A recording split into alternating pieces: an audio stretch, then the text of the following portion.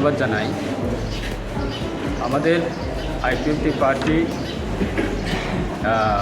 2009 থেকে শুরু করে আজকে 2023 পর্যন্ত আমরা রাজ্যের মধ্যে বিগত প্রায় 2018 থেকে প্রায় 5 বছরের জন্য বিজেপির সঙ্গে জোটে সরকার ছিল রাজ্যের মধ্যে, এবং পুনরায় এই 2023 বিধানসভা নির্বাচনেও আমরা আবার বিজেপির সঙ্গে জোটে লড়াই করে আজকে রাজ্যের মানুষ আমাদেরকে সুযোগ দিয়েছে দ্বিতীয়বার সরকার গঠনের, এবং আমাদেরও ভূমিকা আছে এবং আমরাও আজকে বিজেপির সঙ্গে কোয়ালিশন সরকারের আছে ক্ষমতাতে। তাই আমি আজকে সেটাই বলবো যে আজকে আমাদের 23 বিধানসভা নির্বাচনের পরে আজকে এই তেলামরা ডিভিশনে আমাদের আইপিএফটি আজকে একটা বড় যোগদান সভা। এই যোগদান সভাতে আমাদের পার্টিতে যোগদান করছে প্রায় 36 ফ্যামিলি। 36 ফ্যামিলিতে প্রায় 56 ভোটাররা অন্যান্য দল ছেড়ে আমাদের পার্টিতে তারা যোগদান করছে। তাই আমরা সবাইকে আমরা স্বাগতম জানাই এবং আমাদের দলের পতাকা তাদের হাতে তুলে দিয়ে আমরা বরণ করেছি। এবং সেটাই বলবো আমি, আমাদের পার্টিকে দুর্বলতা করার জন্য বিগত দিনে বহু রাজনীতি দলরা ষড়যন্ত্র করেছে এবং সেই জায়গাতে আমাদের বহু নেতারাও ষড়যন্ত্রতে করে আজকে বিচ্ছিন্ন অবস্থাতে আছে।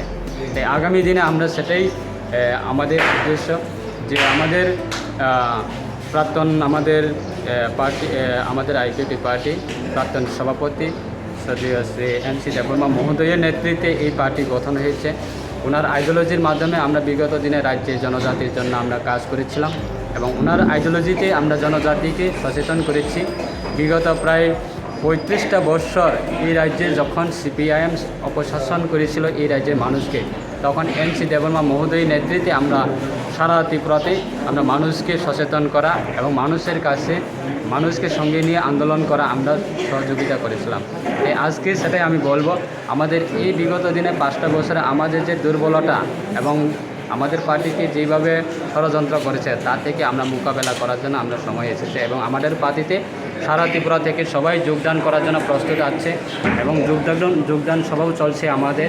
তাই আগামী দিনে আমরা সেটাই আশা রাখবো যে আমাদের পার্টিকে দুর্বলতা করার জন্য যতই ষড়যন্ত্র করুক না কেন, আগামী দিনে সেটা আমাদের অবশ্যই আমাদের পার্টি আবার পুনরায় আবার শক্তিশালী হবে। আগামী দিনে এই রাজ্যে জনজাতিদের জন্য আমরা মানুষের হয়ে কাজ করার জন্য সকল স্তরের এই রাজ্যবাসী জনজাতি, বিশেষ করে জনজাতির অংশের মানুষরা আমাদের সাথে থাকবে এবং আমাদের সাথে আসবে, আমাদের এই দলে হয়ে কাজ করবে, সেটাই আমাদের বিশ্বাস। সবাইকে ধন্যবাদ জানাই।